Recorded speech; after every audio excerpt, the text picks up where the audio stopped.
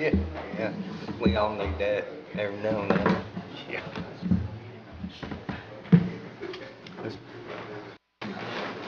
Really? I've never had it. Never had. They say that certain people that recessive genes and they don't get it. Yep.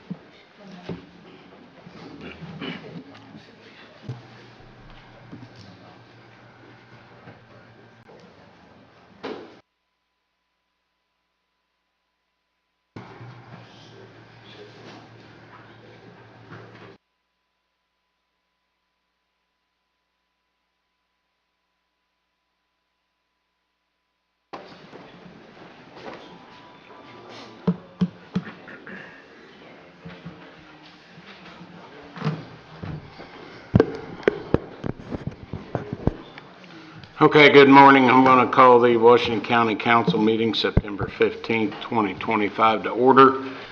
If you would, all stand for the pledge led by Councilman Gilbert, followed by the prayer by Councilman Fleming. Washington County Commissioners call the meeting to order also. Thank you. Sorry. Okay. I pledge allegiance to the flag of the United States of America and to the republic for which it stands, one nation, under God, indivisible, with liberty and justice for all. Let us pray. Our most kind and gracious Father in heaven, we're mindful of your awesomeness. We're mindful of your greatness. We pray, Father, this morning that you can clear our minds of other matters and give us a clear understanding of what needs to be done this morning. We're thankful for those, all the souls that are represented here this morning. We pray that you will give us the courage to say and do those things which are right and proper. We realize, Father, every good and perfect gift comes from Thee. We're thankful as we look about us, the blue skies, the green grass, and all those things that you have blessed us with. As we enter this meeting, give us a mindset that will show positive aspects, that will give us a reason to come up with the right answers. There are many here this morning who have chosen to protect us and serve us. And Father, we just thank Thee for that. We ask that you please keep them safe as they go about their duties. Be with us as council people that we can do that which is right. In Jesus' name, amen. Amen. Amen.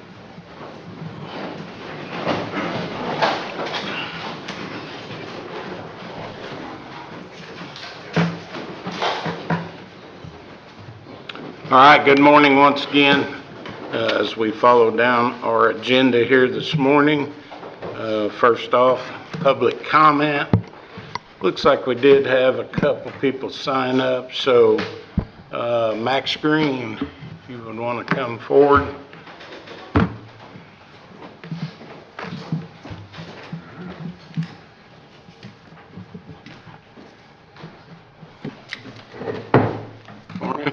Morning, I'm Max Green.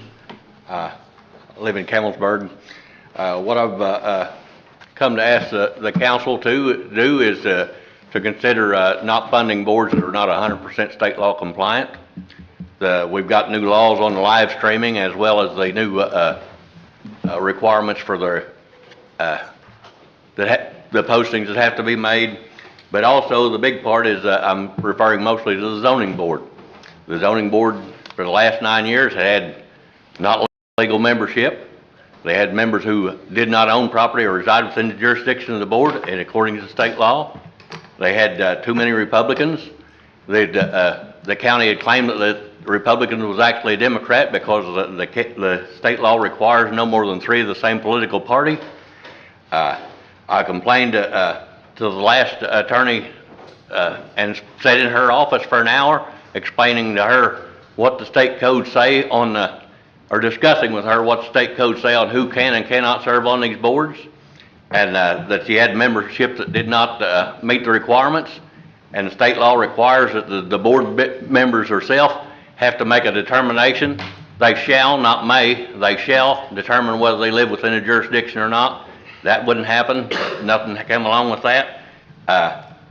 And also, even after the discussions, then she decided to double down and put a sitting commissioner on the BZA. Appointed as a sitting commissioner, the law specifically says you cannot hold an elected position and be on the BZA at the same time. Also, that made 3 members on the BZA that was serving on the zoning board, which is another state law violation. It's just time after time that there's no respect for the public, that these laws are being violated. But then this is a board that actually, it has the authority to become a taxing agent if certain situations would come about. This board has a lot of power and it has a lot of effect over people's lives. And if they can't follow even the bare minimum state laws, then they shouldn't continue to get funding, and they shouldn't have the authority that they have. But I'm asking for all the boards, you have a county calendar, they have the ability as each board to post on that calendar and have it where that the public can actually tell when there's an update or a meeting change. This zoning board had to cancel meetings because they didn't post properly. Back in the spring, they were going to have a meeting out in the Justice Center, but they didn't post it on the door like they had to, so they canceled the meeting then. They've just had to cancel this last meeting that was scheduled for this month because postings are required, and the county calendar still said that the meeting was for the first Tuesday, which they done moved it to another one. There's no reason the calendar can't be updated by these individual boards to maintain clarity and ability for the public to see what's at and to be able to follow these state codes, which require where they publish their archives meetings before and the required stuff that goes with it. I'd prepared different, but that's what I got to say. And if you have any questions, I do have the state codes here. I have where their attorney had given me the proof that who she said was on the boards. She also made a comment down there, in some cases they got to have 4 out of the 5 people be Republicans, even though that's not what the state law allows for.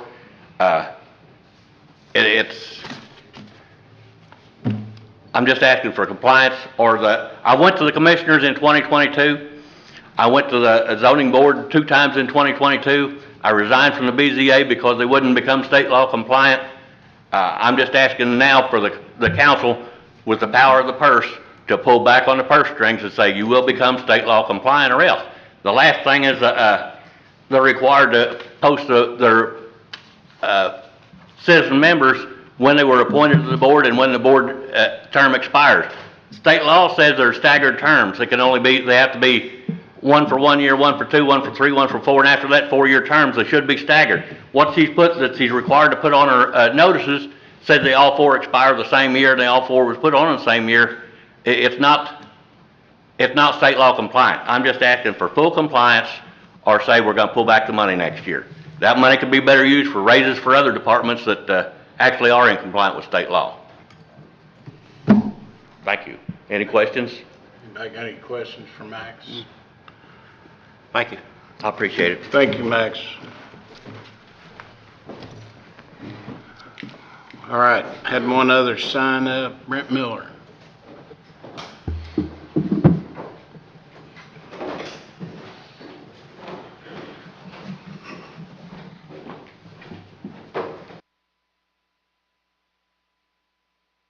Morning, Frank.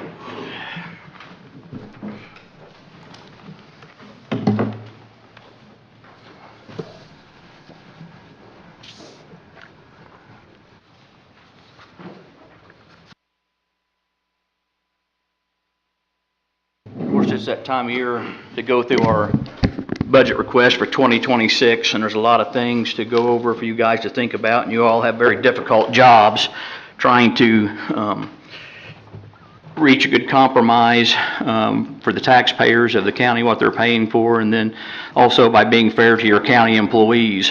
I know that there was some discussion regarding our overtime at the Sheriff's Department during the budget hearings. I've said it before and I'll say it again, that has always been one of my toughest line items in my budget, to try to figure out what I need to ask for the next year. And part of the problem with that is in that particular line item that everybody refers to as overtime, is there are other things that come out of that line item, such as holiday pay, comp time, and vacation time comes out of there.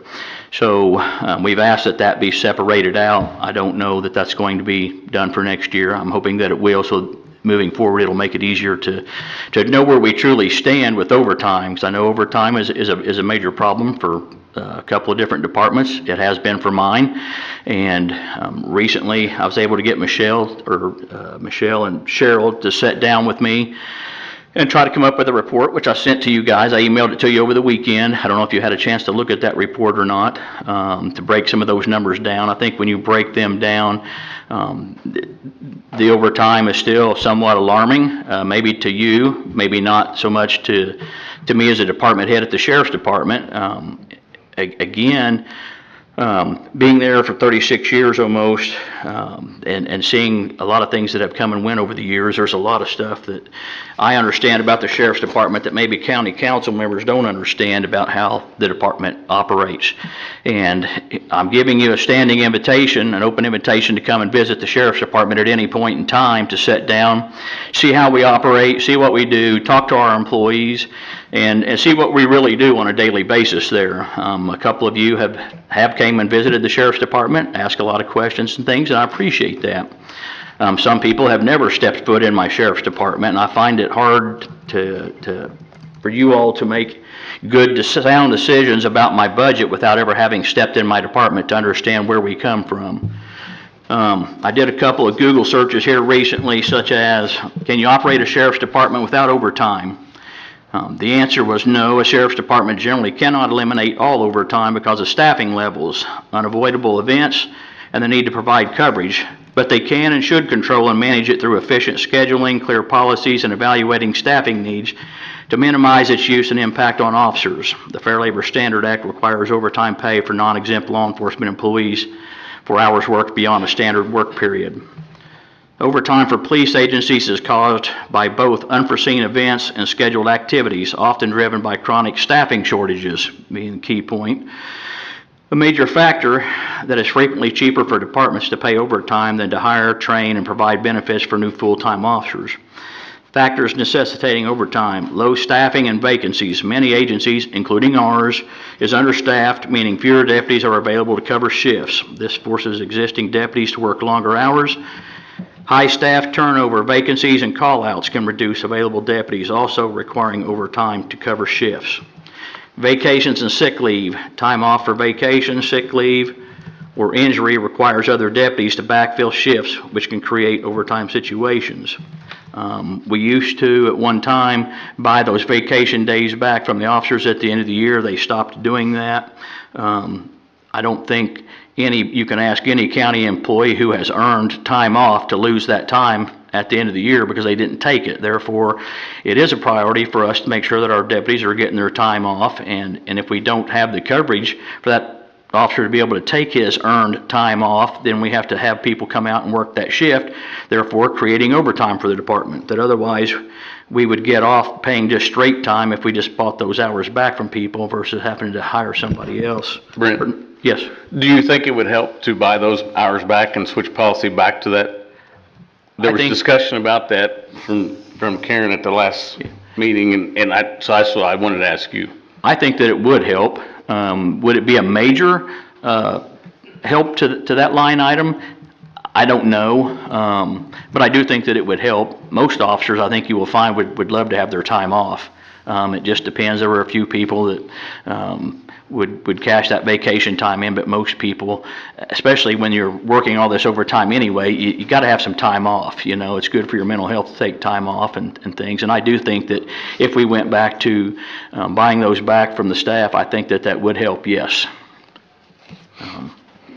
Any other questions about that?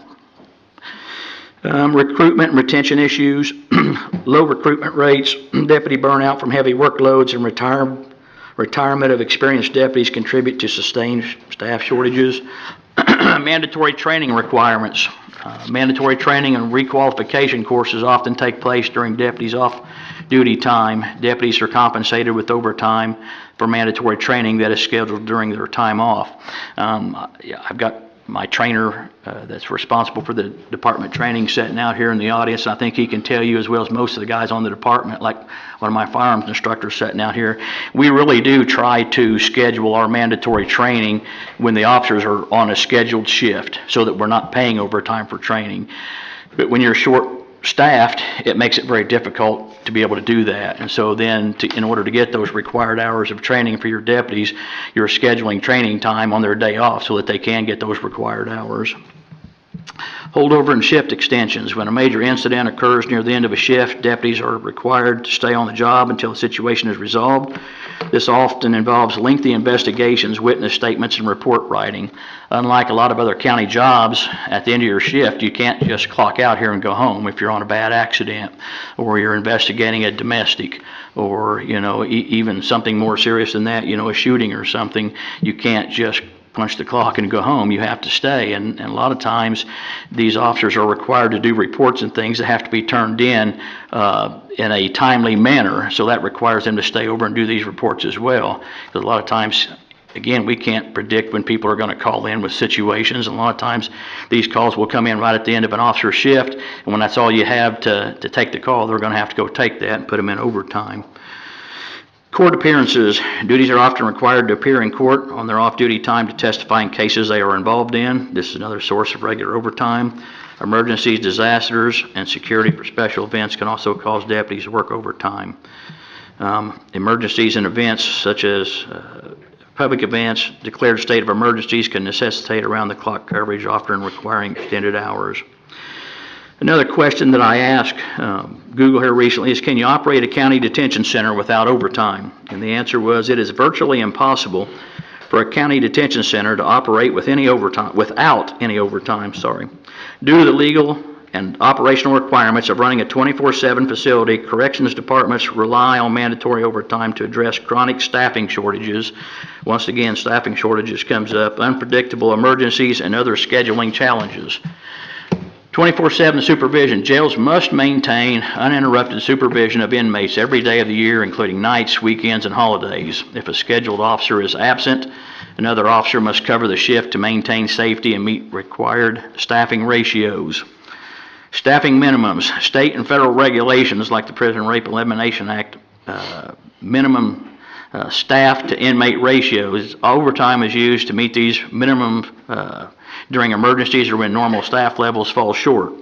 Unpredictable events. Emergencies such as inmate disturbances, fights, medical crisis, and hospitalizations of inmates can require an immediate increase in staff beyond the standard shift, causing overtime.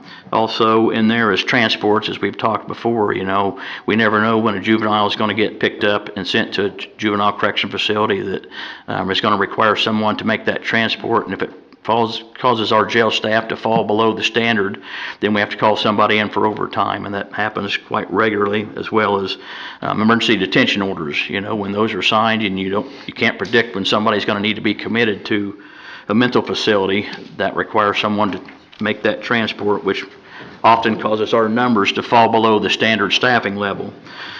Chronic shortages. The corrections field struggles with high turnover and difficulty recruiting new officers, a problem that has worsened in recent years. The resulting understaffing makes mandatory overtime a permanent feature of the job rather than a temporary fix. Burnout and fatigue. Heavy reliance on forced overtime leads to officer fatigue and burnout, which in turn increases absenteeism and makes it even harder to retain employees. This creates a vicious cycle that further fuels the need for overtime. And the last Google search that I did is, can you operate a police dispatch center without overtime? And the reply back was, it is generally not possible to operate a police dispatch center without using overtime, especially for a sustained period. Due to the chronic staffing and the 24/7 nature of emergency services, almost all public safety answering points rely on overtime to maintain adequate coverage. The primary factors driving this reliance on overtime are high turnover, which we've had that at the Sheriff's Department, currently going through that. Difficulties with recruitment and long training process create persistent staffing shortages. Many agencies report staffing levels well below their targets. Another 24/7 operational demand. Dispatch centers must be staffed around the clock every day of the year, including holidays. This coverage is essential to answer 911 calls, handle radio traffic, and coordinate emergency responders at all times. There's increased stress and burnout for dispatchers who are already stressed thin, would face even heavier workloads. This intense pressure often leads to burnout, job satisfaction, and mental health challenges. I also asked Cheryl to run another report for me for 2025, or not, I'm sorry, for the last 4 years at the Sheriff's Department, to see how many employees have went through the Sheriff's Department in the last 4 years, and that number is rather alarming to me. I'm sure it will be to you. It's been 80-plus people have went through the Sheriff's Department in the last 4 years. Now, not all of those people left for other jobs. There were several people that retired in there. We had an employee that passed away. But when you break that down, there was 9 deputies that have left in the last 4 years. 2 of those resigned. 4 of those police officers went to jobs in other police agencies in surrounding counties, and 3 of those deputies left to go into the private sector.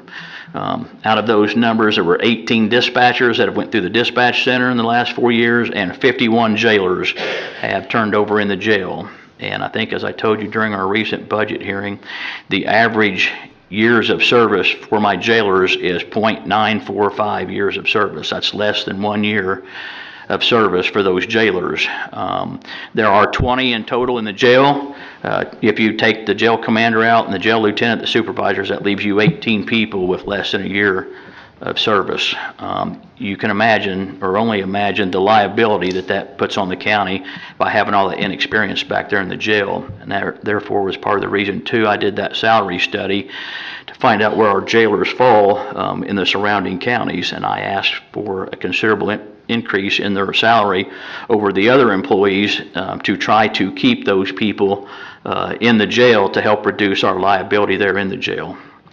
And again, that report that I emailed you over the weekend was a report that Cheryl helped me generate, and that was just for the year of 2025. That was for all the employees that went through the Sheriff's Department. I broke that down. Out of that $106,000 that was actually spent on overtime for the Sheriff's Department this year, dispatch is responsible for $24,452.77 of that overtime that was spent so far this year. The deputies are responsible for $30,344.22, and the jail staff is approximately $51,291.88. So the jail staff is obviously taking a bigger piece of the pie there on that overtime. Again, every time somebody leaves back there in the jail and you have to train other people, it creates issues for us back there in the jail. Part of that overtime for the officers this year, again, is because there was a time where we actually reached a full staff there at the Sheriff's Department on our deputies, but it goes up and down. And we are currently about 6 deputies short on the Sheriff's Department in actual officers, not in positions. We've got 2 officers that are at the academy right now. They're in week number 9 today of 18 weeks. We don't have them while they're gone. We've got 2 new deputies that we've hired up there that have not been to the academy, so therefore they're there, but you can't really count them as an officer because you can't send them out on details by themselves until after they've been properly trained. And then we're currently trying to fill 2 positions as we speak there at the Sheriff's Department. So again, trying to break down that line item to determine what we really are truly paying in overtime, I think would be best if we get that separated out so that we can get a better idea and a better handle on it. And again, I don't know. I'll be the first to say that if somebody has a better solution, I'm all ears. as to how we can fix some of these things. Clearly, there's a retention issue there. Some people might say it's a management issue, and it might be partially. But I will say this, that I do go to the sheriff's conferences, I talk to other sheriffs, I talk to them almost weekly around here, and I can tell you that it's not just a problem for Washington County, it's a problem for the entire state of Indiana. There is an officer shortage, there's a shortage of people wanting to work in the jail and work in the dispatch center. I think that we're going to have to do more things to try to retain these people. I don't know about the other county departments, so I'm not going to speak for them. I don't know what their turnover rate is. But again, since our last budget hearing, I've had a jailer that an inmate spit in his face, spit got in his eye, and he had to go to the hospital for that. I had another jailer that resulted in an additional battery charge to the inmate, by the way. Had another jailer since then that has had urine thrown on them, which again created another battery charge for the inmate. And then I've also had another corrections officer that got bit by an inmate since our budget hearing that broke the skin and required a trip to the hospital and testing and medication for that employee. Again, the things that the jail staff goes through is stuff that very few other county employees go through, with the exception of the officers and maybe the people at the ambulance department. And for that reason, I feel like we need to do more to try to retain our corrections officers and ultimately reduce our liabilities back in the jail.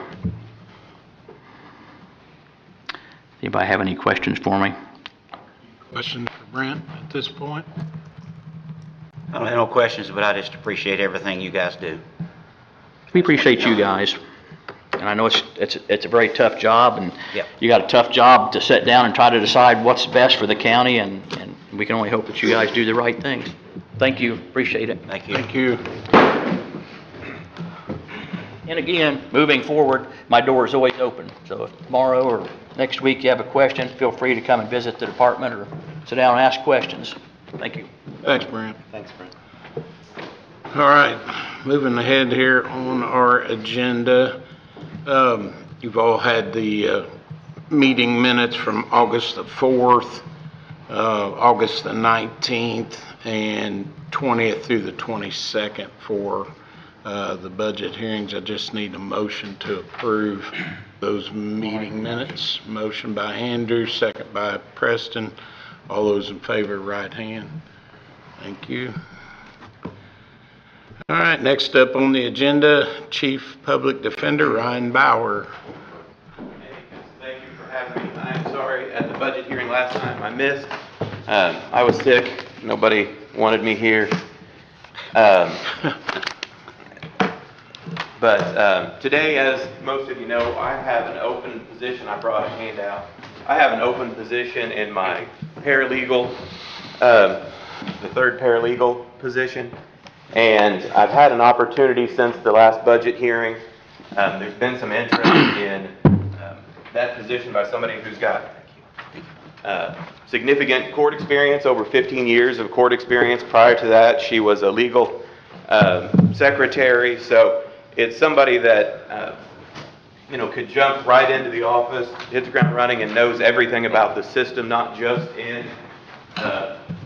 on the court side, but our side and everybody in the system. So what I'm asking for, above what the council has already approved for us, and we appreciate that, that was fair, but with this new experienced person, I'm asking for a difference of about $5,390. So that would make the two positions, my paralegal 2 and 3, the same, and it brings up the paralegal, the office manager up just a hair, and it's important. It's important for us because, as you know, Sandy has been with the county. She's my office manager paralegal. She's been with the county 34 years, and she could retire. I think she turned 65 in 4 months. She could retire any minute. So I need people that are experienced and have that experience to transfer. I think Sandy's going to stay with us a year or two, and I hope that she does. I hope she stays with us 10 years. She owes me about 7 years. I made her promise for 10 when I came, but I don't think she wants to go the full amount. So That's all I'm asking for is $5,390 going forward with the budget. I brought my budget down in '24 and '25. We've brought pauper down. We're doing appeals now, so we've saved significant amount there. For '25, we're under budget. We should pay back to the county about $25,000. So what I'm asking for in short, I guess, is to allow me to go ahead and see if I can and get some interest at the $43,000 level from this experienced former county employee, and go ahead and pay that out through 2025, and then amend the salary ordinance for those two positions for 2026. That's my request. Are there any questions or anything that I can answer? Anybody have any questions for Ryan on that? So basically, you're just trying to level out those Yeah, deputy position.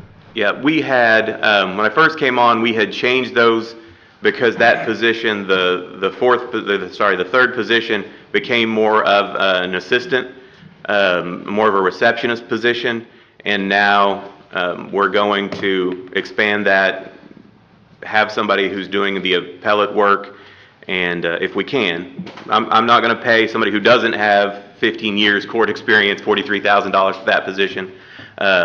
But if we can do that, then that's somebody who can transition after Sandy with some training, in a year or two. So I'll tell you, my long-term hope is, we go 1 or 2 years with these 3 positions, and then I get permission from the state, from Indianapolis, to allow us to work with 2 positions. So we'll have 2 people with significant experience, and then we'll just go with that. So I'm hoping, if knock on wood, if we can get that approval, that years, 3, 4, 5, we're working with 2 people so we can actually lower the budget in the future. Right now, we have to have 3 to meet our requirements for reimbursement. As you all know, if we meet certain requirements, if we're in compliance, and we are currently, once we hire the next position, we'll be in compliance, we get 40% back. So on my budget, you only spend 60%. So out of the county, my amended request is only $480,741 to the county. Everything else gets reimbursed. That 40% gets reimbursed from the state as long as we maintain compliance. I need 3 paralegals right now to maintain compliance. I think in a few years, I'm certainly trying to get the state to approve just 2 paralegals. So I think we can make it on that, and I think that would be a significant savings to the county here in a few years future. But we wouldn't make that change, of course, until we get some retirements or something like that, and that'd be out in a few years. So that's my hope. Okay. Any other questions? Any other questions for Ryan on that? All right, well, thank All you. right, thank you. Thank you, I appreciate it. Time this Thank you. morning. Thank you. All right, next up here on our agenda, we have an additional appropriation for the highway department, $150,000. Rick, do you want to comment on that for us? Answer any questions?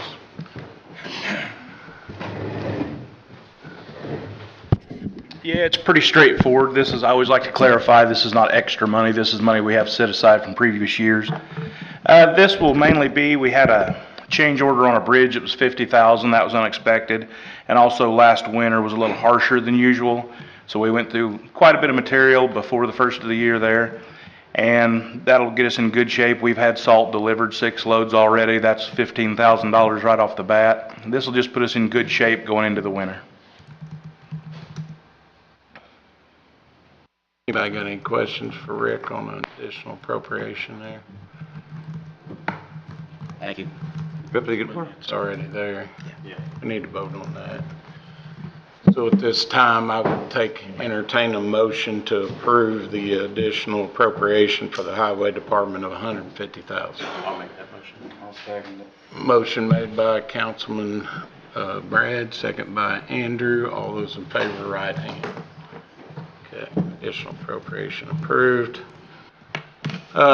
Next up, additional appropriation. This is a first reading for the Riverboat Fund, it's $74,805.77. Any comments on that? Yeah, as I spoke to you earlier this year, the Adult Protective Services Fund, we knew we were going to be in the negative with it once it finally closed out at the end of June. That is the final figure that will bring that fund positive again. Yeah, it's not something new, so it's just something where, to bring that back even, we have to appropriate that much money to get it back where it needs to be. So that's the first reading on that. We'll have a vote on that at the October meeting, so first reading on that one. Just wanted to make everybody aware of it so you know about it. Any questions for Michelle? If there is none, then we'll move forward. All right, at this time, I'm going to close the council meeting. We're going to open a public hearing for the Brown Vernon Fire District. That's the first one on our list this morning, which basically, if we look here, special fire for Brown Vernon, budget estimate of $200,000. The maximum levy, $144,541. Current tax levy is $138,942. So levy percentage would be a 4% basically there on the Brown Vernon Fire District. So that's their notice. Is there any public comment on Brown Vernon Fire District only? Okay. There's none.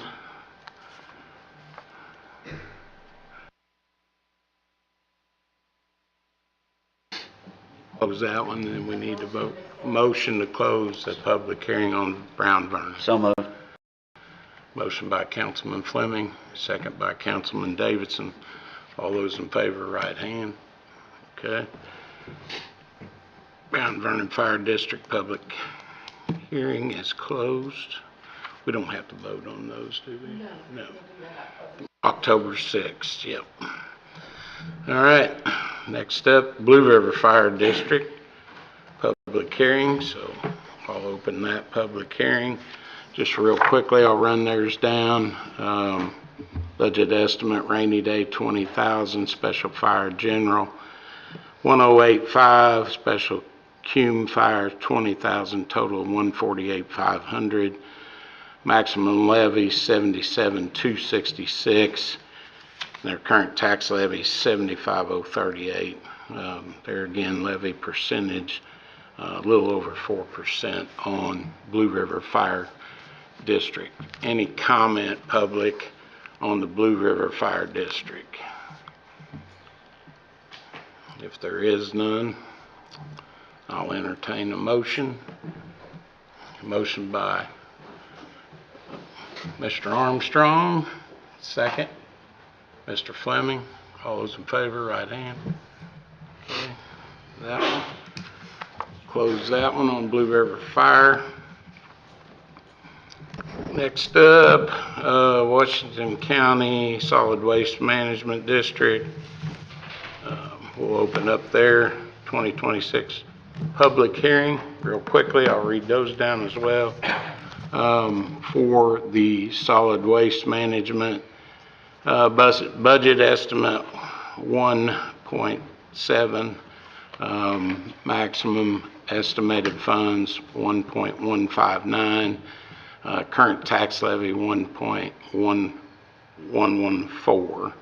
So there again, about a 4%. And that is on the Washington County Solid Waste Management. Any public comment on theirs? Yes. Yep. We're going to bring that down to, instead of the 4%, it's going to be 3.2 across the board because we got 9 employees. Estimated lifetime of the out there now is through 2045, and we're about 200 make us about 200 under the budget for 2026 versus last year. He is reading the things that were advertised. This isn't the adoption. Okay, So, okay. I yeah. just thought, That's just the advertisement. So no public comment on the Washington County Solid Waste Management. If not, we'll need a motion there to approve theirs. Motion by Brad, second by Gerald. All those in favor, right hand. Okay. That one closed as well. Next one, Delaney Creek Conservancy District, public hearing. We'll open that. Real quickly, basically general 25,909, Cume channel maintenance 21,000, total of 46,909. Estimated funds to be raised 45,919. Current tax levy 45,028, so basically about a 5% in their general. So need a motion or any public comment on the Delaney Creek Conservancy. If there is none, then I'll entertain a motion. So moved by Mr. Fleming, second by Mr. Shell. All those in favor, right hand. Okay. Budget. Public hearing closed for Delaney Creek Conservancy. And the next one, Washington County 2026 budget public hearing. On that one, Michelle, what we need to do there? Any public comment on the budget public hearing for the county 2026? will that include department heads, I assume?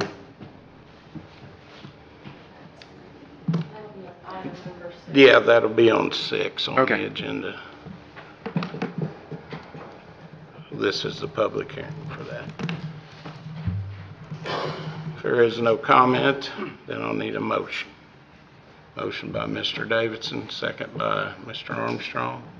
All those in favor, right hand. Okay. All right, that one's out of the way. Item number 5 on the agenda, reports.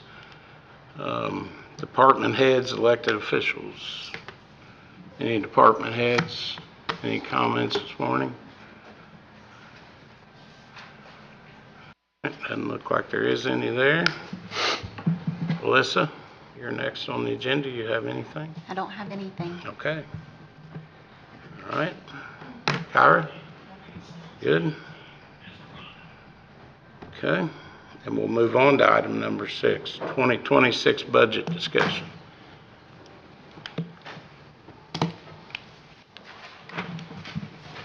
Mr. Floyd, would you like to come forward and talk about this overtime a little bit?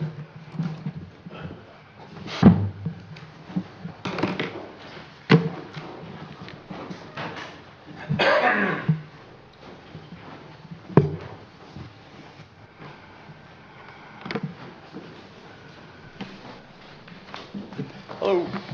Morning. Everybody. Mike here is handing out a packet for you all to look at. Don't expect you to read it all today because of the time factor that's involved, but it's got a lot of information in it as far as stuff that is very helpful as far as trying to break down our overtime stuff. Us and the sheriff's department is very similar. Difference is between us is we work 24-hour shifts. We've got a breakdown in that packet of like three different options of what we could look at. It's in your right-hand sleeve in the back.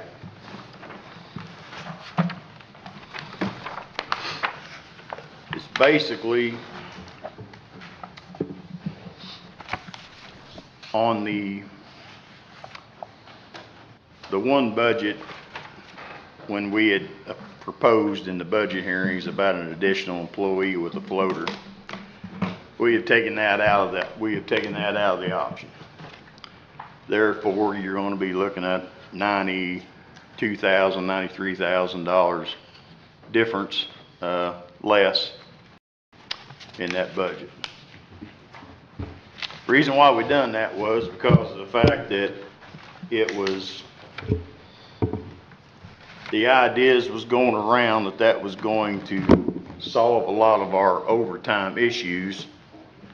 That's simply not the case. That floater position was designed, we were looking at it to fill holes in our schedule.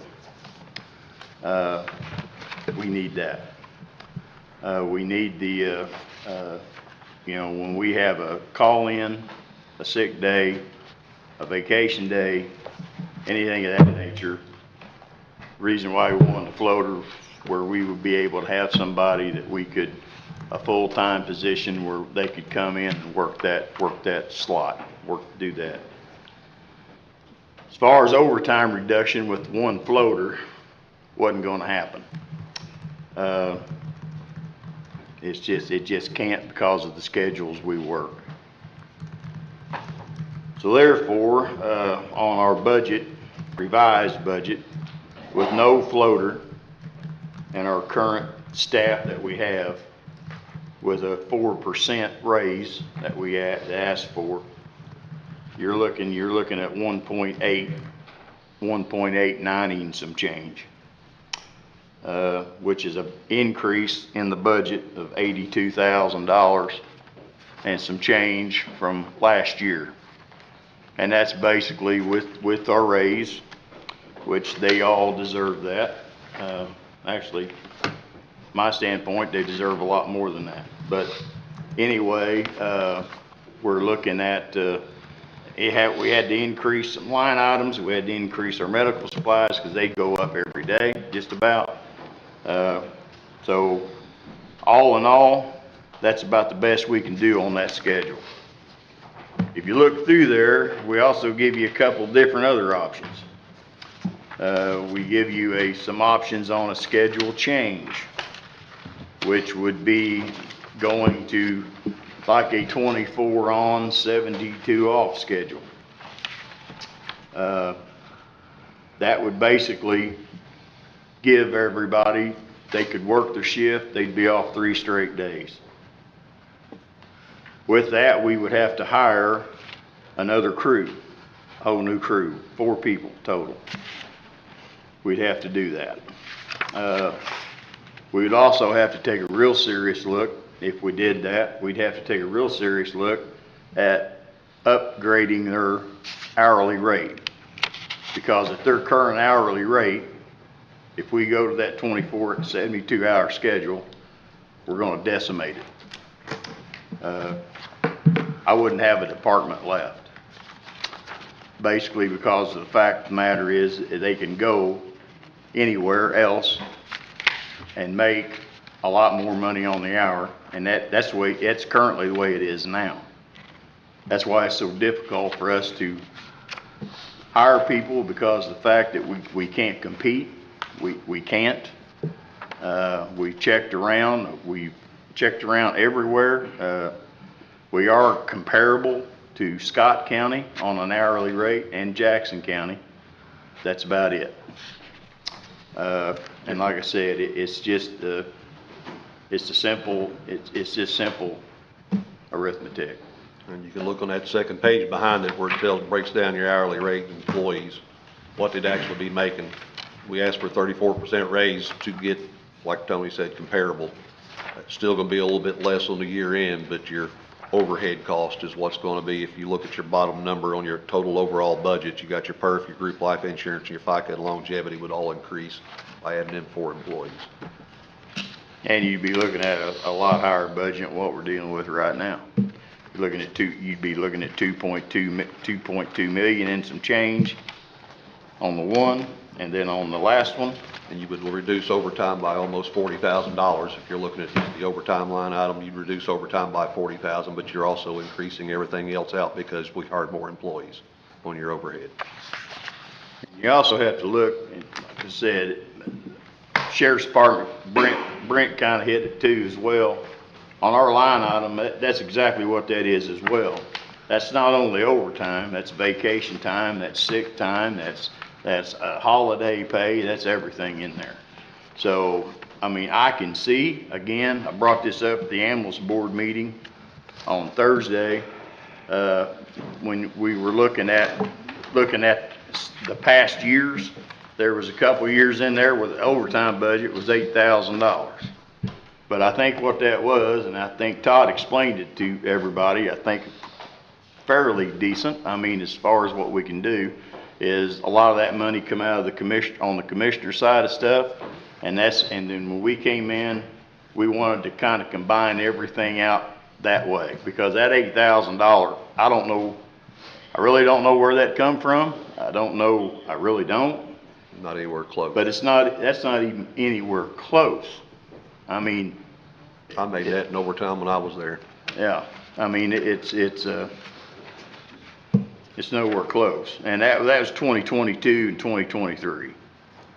And if you look at that last page, it gives you a breakdown of what we actually budgeted, the way that line item actually breaks out, your overtime, your holiday pay, and your vacation sick. We broke it out for all three options Tony's giving you there. The page before that also was your non-scheduled hours. We have 35,040 hours a year we have to schedule. Just because somebody is off doesn't mean we're down a truck. We have to put somebody in there. We can't just down an ambulance. Residents of the county, they need us. And then if you look at that next to last page there, that's an additional, the best we can figure as far as additional things we do over the year. We can't control 911s, we can't control disasters, we can't control state training. This is just the best thing we can figure to try to add that to our budget and then work on beating the budget come January 1 through the rest of the year and try to maintain that. I mean, we try to do the same thing. I mean, we try to have our in-service hours with every crew. So that way they're there already. We don't have to call, we don't have to have mandatory meetings. I think we've only had, maybe 2 mandatory meetings in 3 years. We usually try to go to every crew, talk to every crew about things. That way we don't incur stuff. I mean, me and him, I tell you what, man, we're as tight as we can be. I mean, we are. And I can't dwell on that enough. And, you know, when you're talking overtime, you have to figure just that half time. You can't figure the whole thing because you're going to be paying out that 24 hours anyway in regular time to somebody else. So the overtime thing, you have to figure the half time. And when you do all that and you can look at it and you can decipher that all out, then it kind of, hopefully it clears it up a little bit more for you. I mean, that's kind of where we stand. The last page there was one of the councilmen mentioned a fire department schedule. We went ahead and threw that in there. It's a 24/48 mandatory Kelly day off. Also increased the budget at the end because we had to hire 2 more employees to be able to fill the Kelly days at this mandatory off, trying to save overtime. It increased the budget, also increased payroll a little bit, but your overall budget is increased because of the cost of having to add 2 more employees, and there's still going to be overtime. But the fire department at Salem, they work 144 hours in 19 days to earn overtime, and they can only qualify for overtime every 4 to 5 months, not on a regular basis. They get around that by making it salary. You have really nobody there right now that can really explain the 19 hours. I've been there for 42 years as a volunteer. That 19-day thing, a lot of them has said over the years, if somebody pushed it, it's probably illegal. Because it's federal law now, you have to pay people for overtime, anything over 40 hours. Not if you're Our salary. pay periods, I don't know how we could do a 19 pay period here through Kyra. I don't know if Kyra can maybe speak for this. I'm not up on all that. But nobody can really explain this 19-day pay period in a 2-week pay period with the overtime. I'm not no expert on that. That's something Kyra would have to work out with a lawyer on that. I'm not too sure about that. I understand what you're saying, but this schedule is exactly what they do. That's 24 on, 48 off, mandatory Kelly day every 3rd week, which is takes away the overtime. It's identical to what they do. Their line items on their budgets right now, I can tell you right now, they are over on their overtime, they're over on their call-in, they're over on their volunteers. I don't know where the rest of that's money. They're 2/3 of the way in, they're over budget on those 3 line items. So I don't know where to, but they got the same issues that Brent's got, that we got. Shorthanded staff, they got you people coming in, people rolling over. They got the same issues we got. So I'm not gonna sit here and slam them. They're doing the best they can do too, because we can't predict 911s. Runs happen. But all I know is that 19-day, I don't know how you can legally do that. That's a Kyra and a lawyer question for me. I don't know what the laws are on it. Nobody up there can really explain it real well. I tried to get hold of Mike Pennington over the weekend. Mike, I was told by a couple of them, Mike was probably the best one to explain how that actually worked. Him or Dale Tash, and I think Dale passed away, didn't he? He did. So I cannot answer the 19-day thing. I don't see how that can theoretically work unless you do go to a salary, but then our salary would have to be close to what we're saying, or we ain't gonna have people. That's just the way it is. Have you looked at options like putting drivers instead of EMTs? You can go a BLS with an EMT and a driver.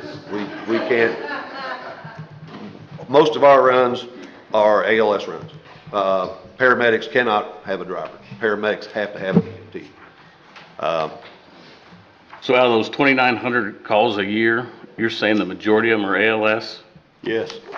Every month when we do our board meetings for the ambulance, every single month, our ALS runs are somewhere around that 60% range. The BLS runs are somewhere around 35%. Yeah. And we have to, and we basically, and that brings us in more money from the billing company. Because ALS rates we can do. At the board meeting on Thursday, I was looking at some things. We can raise our rates for commercial insurance. You're allowed a maximum of 400% above Medicare and Medicaid rates. Currently, we're like at 250%. We raise that another 150%, we can bring in more money. Now, are you gonna see that immediately? No. And the problem, and here's the other problem. The other problem is 75% of our runs are Medicare and Medicaid. That's, you get what you get. You can't bill the patient any extra. If they're on Medicare, you can't do that. It's illegal, you can't do it. So we get a set amount. I don't have that figure in front of me, but it's like Medicare on an ALS race like $500 and something. That's what you get. No more, no less. That's all they're gonna pay, period. Our- Regardless of what you do. Currently our insurance rates right now, commercial insurance rates, currently right now is like an ALS runs like $1,300. So we can raise that to the maximum amount required by law, which is 400%. We can do that, and that's gonna help us bring in more money on the commercial side of stuff. What's your current mileage rate? Current mileage rate with commercial insurance is $18 a mile. Medicare, Medicaid pays $8 and something. Medicare will pay us like up to $13 for like the first 17 miles. I don't know how they come up with all this. I know Crawford County's charging $57 a mile. Yeah, well, They that's don't on get it. commercial rate. Yeah. Right. Yeah. They don't get it though. Yeah. They only pay X amount. You can charge all you want. I can charge you $2 million. You're only gonna get this. Yeah. They can charge all you want. We are very But familiar. they are with more Crawford than County. they are more than likely at that 400%. They are at that maximum thing. Right. So it would go up, you know, but, like I said, but I talked to the billing company, talked to the ambulance board on Thursday, and, they made a motion to go ahead. We've got to get an ordinance to put that into effect, from the county commissioners, but, they passed that, and hopefully we can get the ordinance drawn up. Once the ordinance is drawn up, I send it to the billing company, it goes into effect immediately. We don't have to wait. But that, you know, that will help some. I mean, we normally bring in, you know, in this business is not a moneymaker. No, but it's also not sustainable at our rate of growth. Would you agree with that?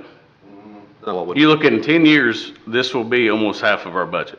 No, I would not agree with that statement, because in 2023, we brought in a little over 1 million. Last year, we brought in 1.159 million.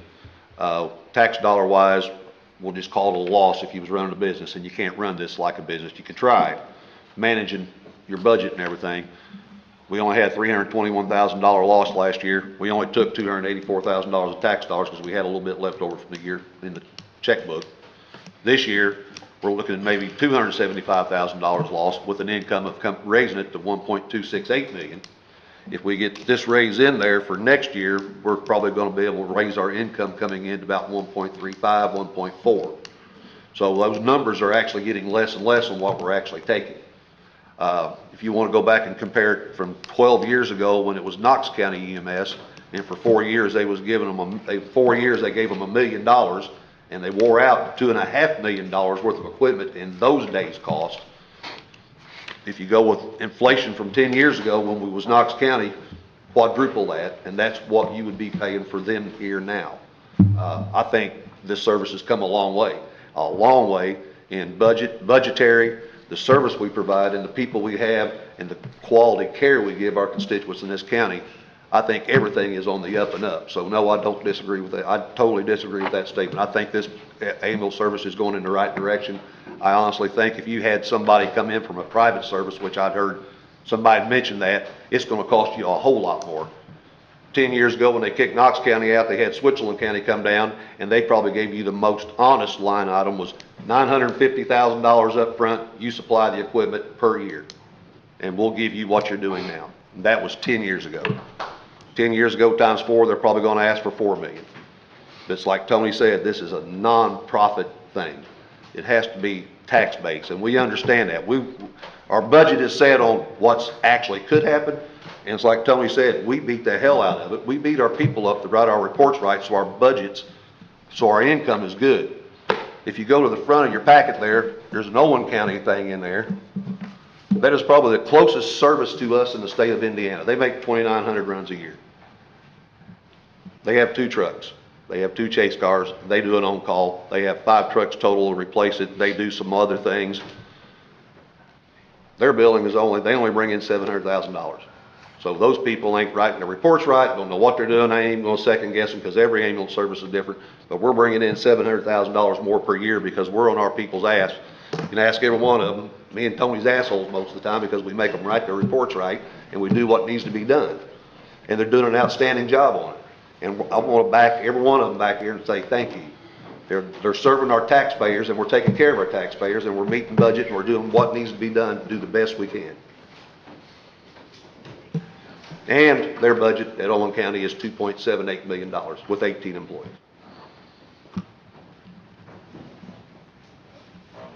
That's off 2 different websites.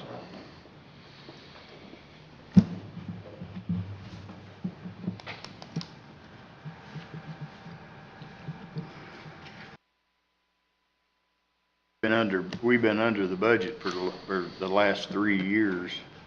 I don't know what more can be asked for us. I really don't.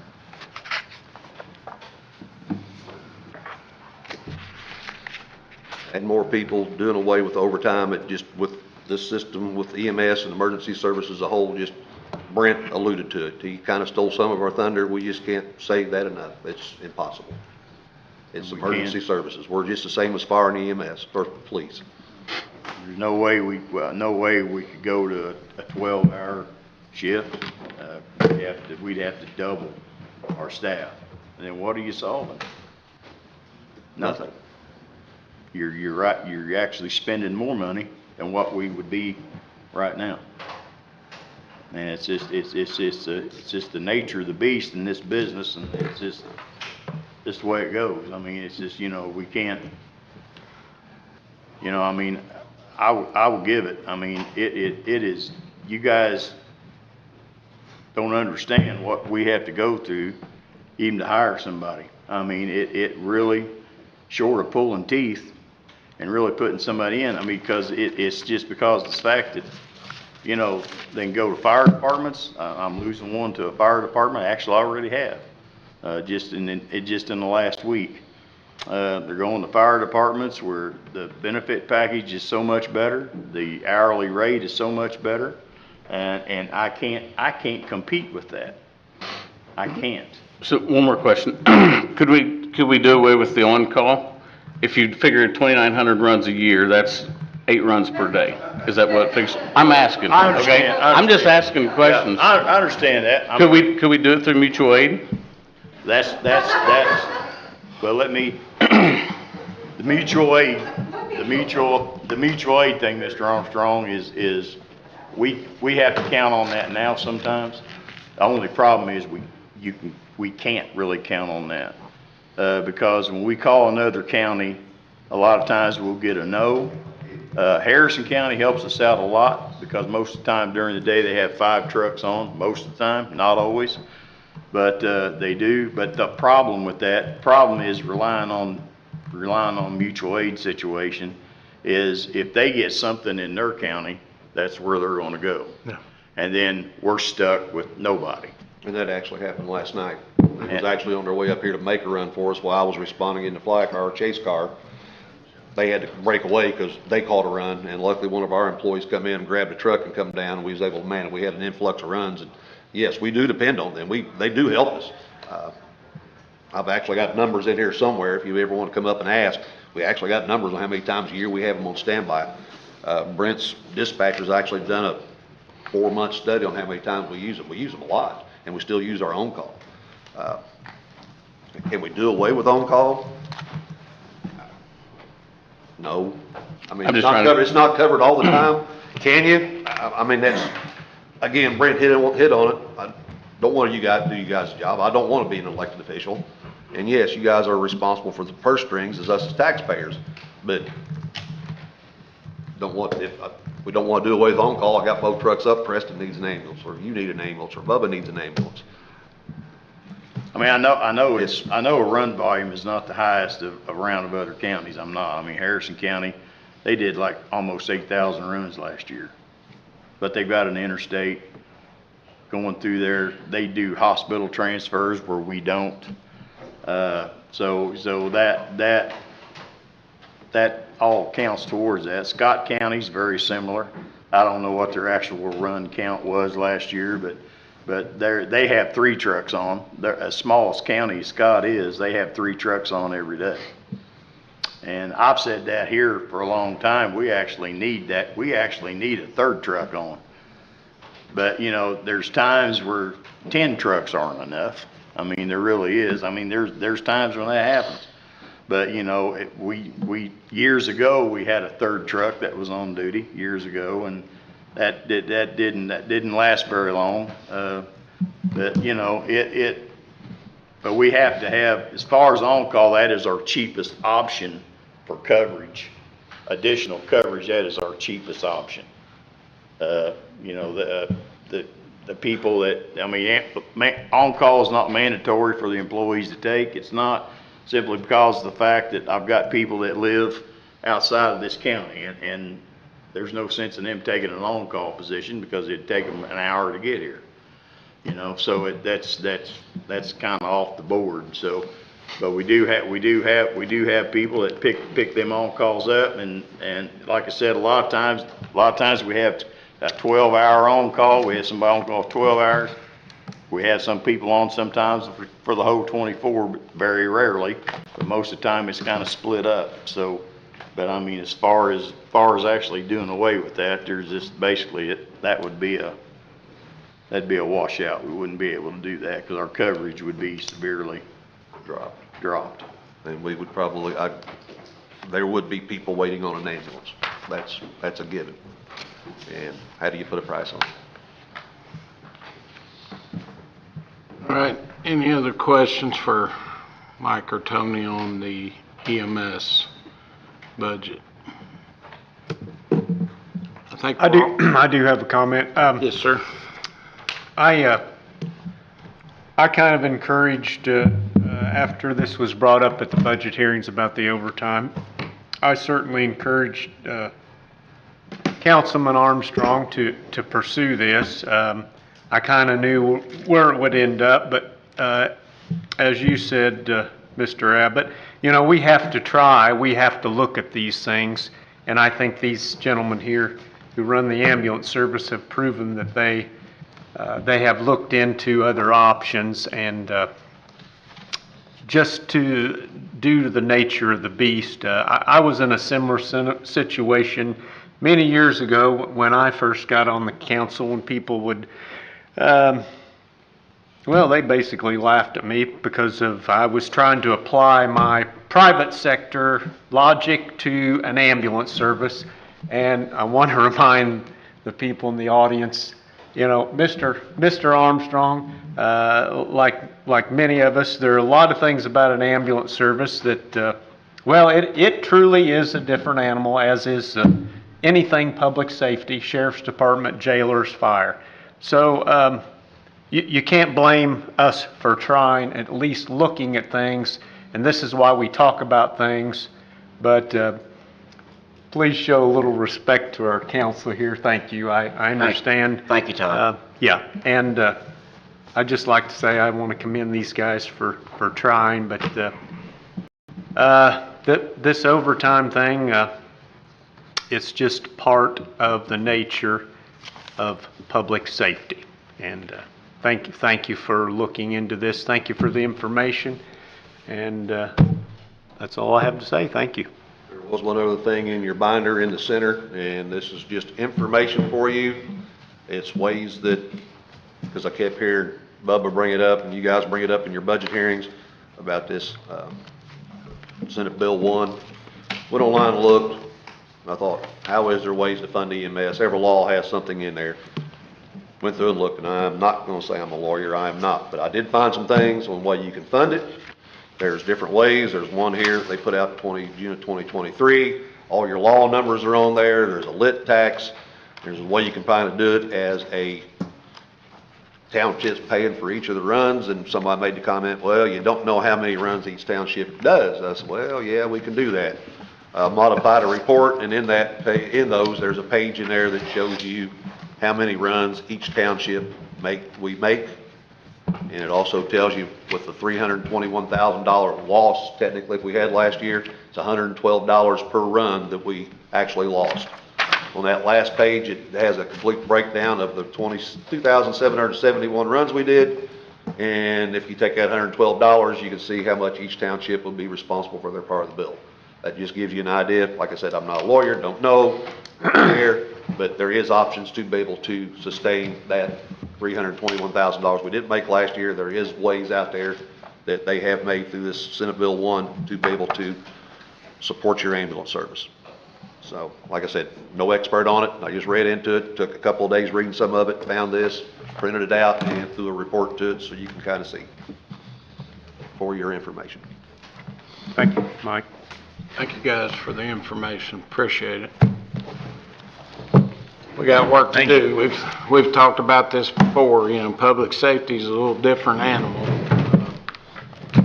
when it comes Come up to. any time and ask any questions. If you want numbers, we got them. You just can't present them all without confusing us. Gotcha. Thanks for your time. Thank you, guys. Thank you. Appreciate it. Mr. Burlington, here from the park. He had a request in his budget that we needed to look at, so.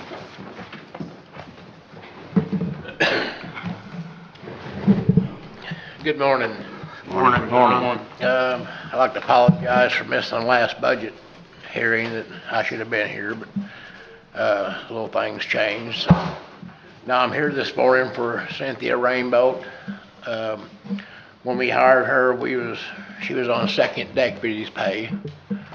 And the board and I have decided, with your guys' approval, we'd like to move her to first deputy pay. As far as the budget, as far as the money into my budget, it's there. I'm not asking for no more money. I should have enough in there to cover that. So with that, I'm gonna make this pretty easy and I'll be out of your hair. How much of an increase was that, John? Do you remember? I ain't for sure. Michelle should, I think, got them figures.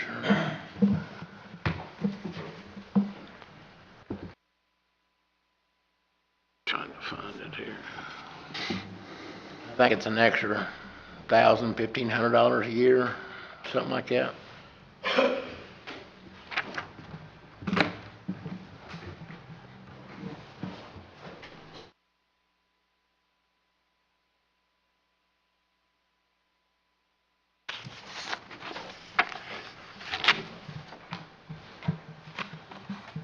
Have you seen an increase in income at the park this year? Excuse me? Have you seen an increase in income? At the park, actually, we're down a little bit this year. We're still making money. Right now, we're at 141,000 to the good. That will go down, in the next 3 months.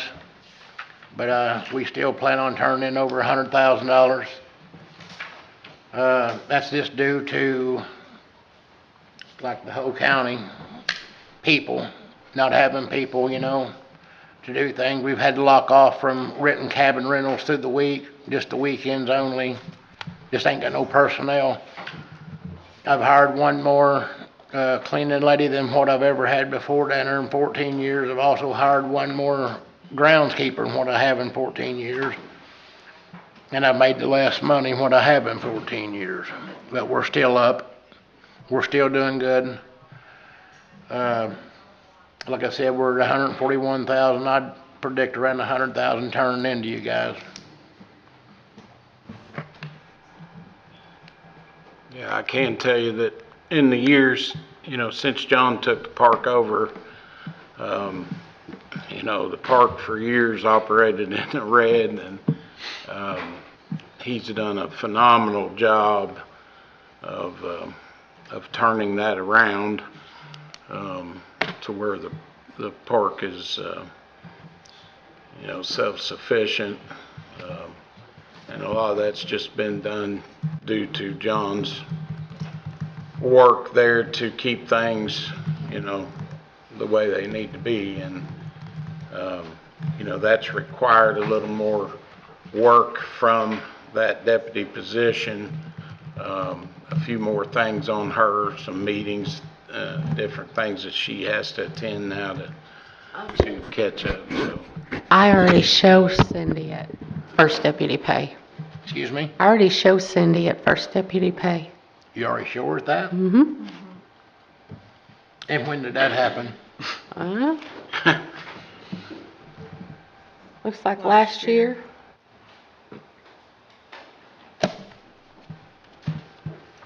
In 2024? 2025.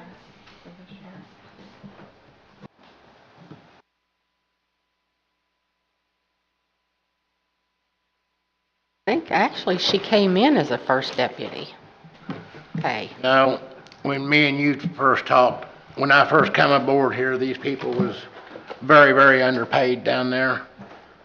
And we put Cindy at the second deputy. We put my full-time employees just like the highway department. And since that time, things has changed, and I get looking on pay scales and my people ain't like the highway department. And a lot of things are different. Where their pay should be the same, but it's not. Like I said, people, I can make you $1 million a year. It's employee problems. It's exactly what it is.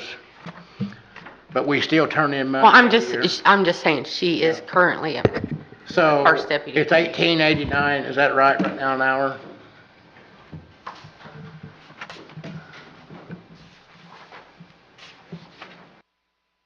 Would Malia be on the first deputy pay? Because her and Malia's pay is exactly the same.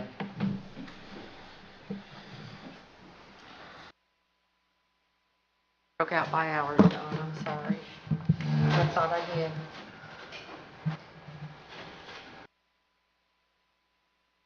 Do we know what second deputy pay is, the difference between the first deputy pay? Second deputy is, just a second.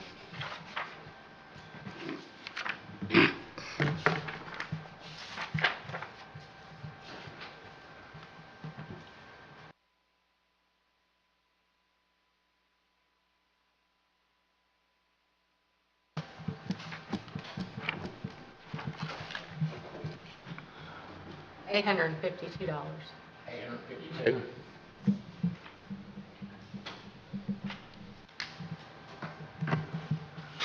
She's the first deputy pay, that's about all I can do then. That's what we Well, I mean, promised her. she is, if you wanted to talk about, Huh? if you wanted to talk about increasing her more, that's fine, but I just want them to, she is currently at first deputy, so. Well, the only thing I'm saying here is, you know, when you wind the clock, you get more money.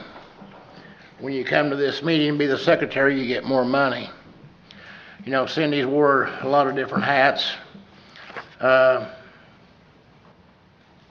Just like when you take a person here that works first shift all the month of July, she works second.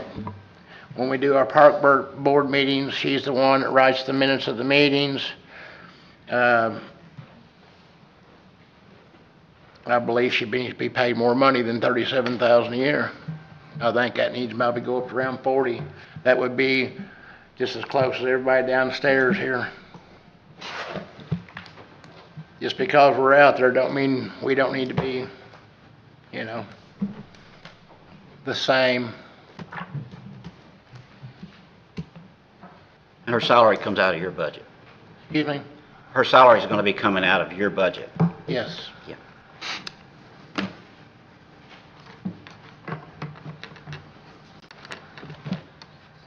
And I think she's in there right now for, what, Michelle, 37, 38? Then the gatehouse pay is at 40,000.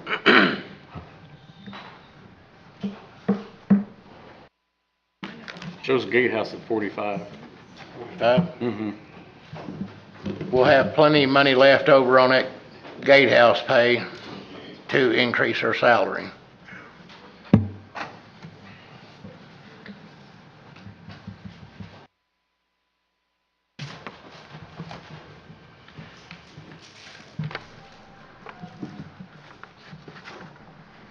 She's the secretary, is that what she is? It shows her at 39. Secretary / bookkeeper. It shows her at 39,268 is where it shows her right now. Shows right now? Mm-hmm. I haven't got that figure, I'm sorry. I'm just telling you the numbers I see in front of me.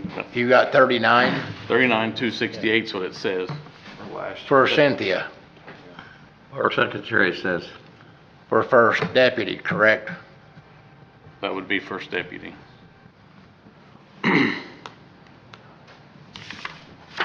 Then why is she only We making put- 37? Do we put a 4%?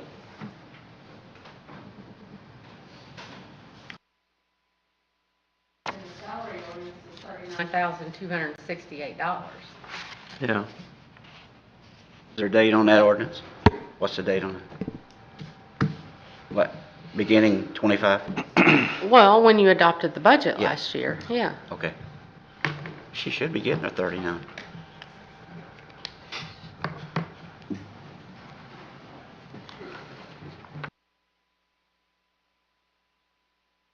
And with the 4% increase you're giving them, it would be $40,838 for her pay.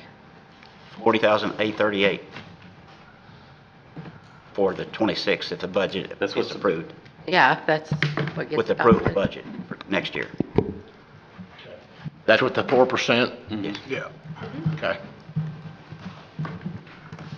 I'm happy with that. And you can come, I mean, you can come back later on if you decide. We'll get, yeah. You can come back later on and we can, you know, we'll do what we can do. But she's got a raise coming. I just wanted to make sure she was on first Sure, deputy appreciate pay. it. I'm just here to do We'll what they double ask check me to and do. make sure, but I think from what we're seeing there, it is the same. And just to reiterate, on John's budget, hasn't increased since '23. He hasn't Right. asked for anything extra, so, his budget has stayed pretty much on the same. Mine's pretty much stayed the same as probably the time I've been there. Right. Okay, we'll check into that, take that under advisement, and when we readjust, or if there's something you think we need to readjust, we'll double check and make sure she's up to that. I just want to get her up around 40, and I'll be happy. Well, with the, She's good. with the 4%, that would put her up 40,838, for next year, so. I want to do a little investigation. We'll do some investigation. Yes, salary. please do, because, you guys got one number, I've got another, and, Yeah, there may be an Need issue. to double check and make Yeah, sure. I need to double check. yeah. John, there could be an error there. There could be an error there. Maybe I made a mistake. Right, We'll check into that then for you. okay, And let you know if there's any questions, I'll get a hold of you and we'll go from there. all right. All right. Thank you all for your time. Hey, thank you, John. Thank you. We appreciate what you do there. Thank you, John. Thank you.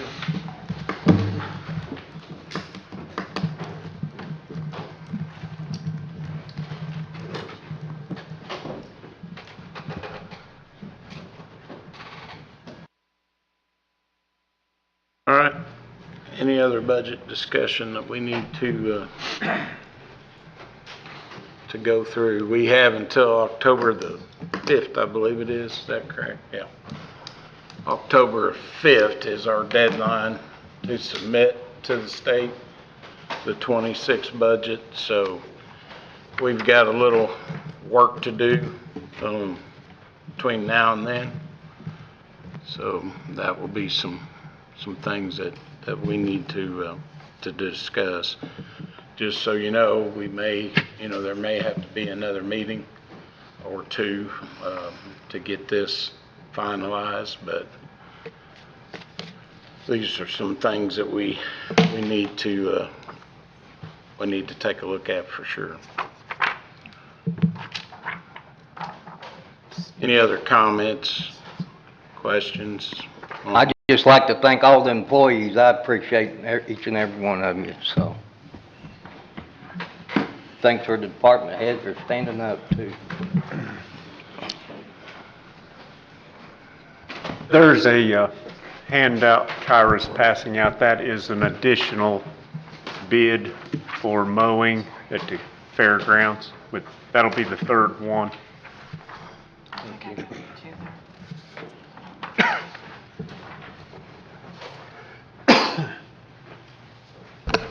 Thank you. Say something, bud. Did you say this is the third one? Yes. Yes. Thank you. Was there any update on the coroner's vehicle bids or anything on, have we done any progress there? Just research that I've done. We're very limited on used 8-foot beds. That really drops my access to used vehicles. They're all short bids. They're all short beds. Yeah, well, not all of them. There's a few Yeah. out there. I found one in Tennessee that I made a call on and it didn't work out, but it was a regular cab, 4-wheel drive, 8-foot bed. It showed some potential as you look at it, but it didn't work out. But yeah, we're still working on it. I've got 2 or 3 guys. I know we've got some time yet, but I appreciate you asking that. One thing that I might say, I try to address it as good as I can. I'm not really great at public comment, but all you people, we all appreciate you guys. The fact that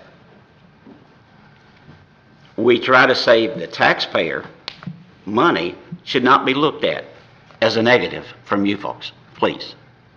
Because you guys are all taxpayers too. We have to try to come up with the necessary funds that allows you to do the most efficient job.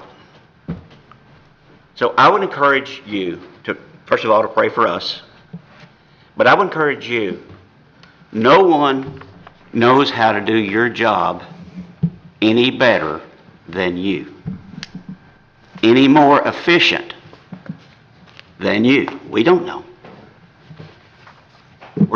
We're asked to come in once, 3 or 4 times a month and sit and, a couple 3 or 4 hour meetings and make decisions that affect your livelihood. Now, put your place in our position. That's a tough scenario to do. And we try to base our decisions on good information from you folks. I would encourage all of you, as you do your jobs, do it in the most efficient way. If you see something that can save the taxpayer, money, and you guys see it more than we would ever see it, take it to your department head. And if you don't get positive results, then you can come to see us. But I'm encouraging all of you people to have a mindset that we have here. Because we appreciate all you guys. I couldn't do any of your jobs. I know you're underpaid. I know that. We all know that. But you have chose and you have made a commitment to do that job. So it's a personal thing as well. So look inside yourself, and if you can do a better job, more efficiently, please let your heads know that. That's all I have to say. Thank you for what you do. Very well spoken, thank you. Any other questions, comments on the budget discussion at this time? And like I said, we got some work to do, so we'll keep hammering on it here. Yeah, just to reiterate, I mean, we're all in the same boat, and we've all got jobs to do, so we will definitely don't want anyone to think that anything that's commented or said doesn't go under advisement, because it does.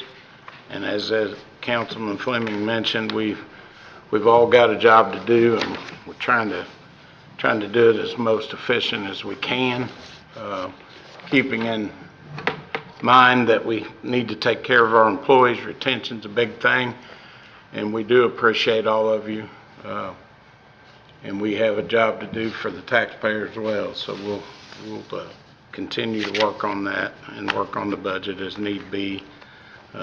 As I mentioned, we've got till the 5th of October, so. No other discussion on that, then we'll move forward here. Board comments and concerns. Start with you, Preston. Got anything else? Todd? No, I'd just like to say that I wasn't trying to personally attack anyone, EMS, Sheriff's Department, anything like that. All I do is look at the numbers and see things that stand out, and overtime was the biggest thing that stood out.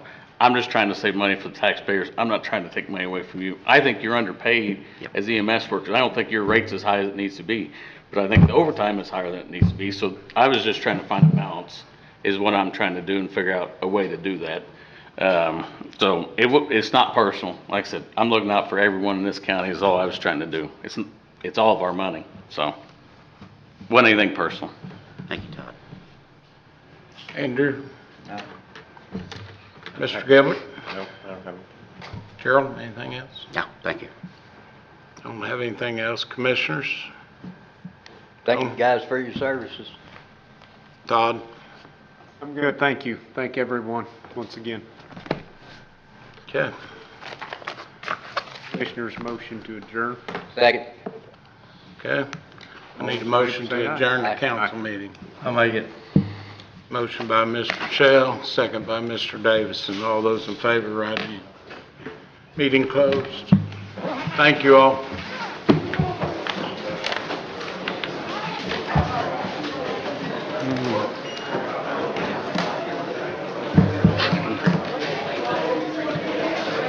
Get there eventually. No. Several previous